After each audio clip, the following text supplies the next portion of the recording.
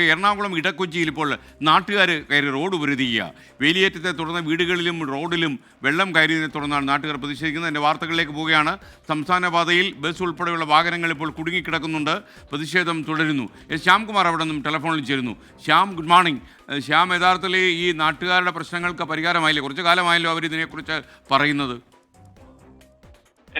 തീർച്ചയായും കഴിഞ്ഞ കുറച്ച് നാളുകളായിട്ട് വേലിയേറ്റവുമായി ബന്ധപ്പെട്ട് വലിയ പ്രശ്നങ്ങൾ നേരിടുന്ന ഒരു പ്രദേശമാണത്. അവർ ആ പ്രശ്നങ്ങൾ പലതവണ അധികാരികളുടെ ശ്രദ്ധയിൽപ്പെടുത്തിയതുമാണ്.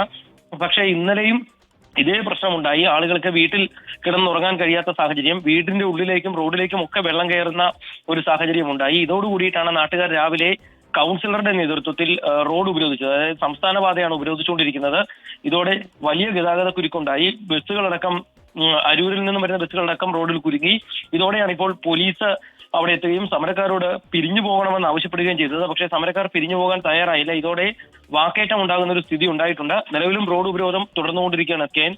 അല്പസമയത്തിനകം ഇതുമായി ബന്ധപ്പെട്ട ചർച്ച നടക്കും. ഈ ചർച്ചയിൽ തീരുമാനമായില്ലെങ്കിൽ ഉപരോധം കൂടുതൽ കടുപ്പിക്കാനാണ് നാട്ടുകാരുടെ തീരുമാനം.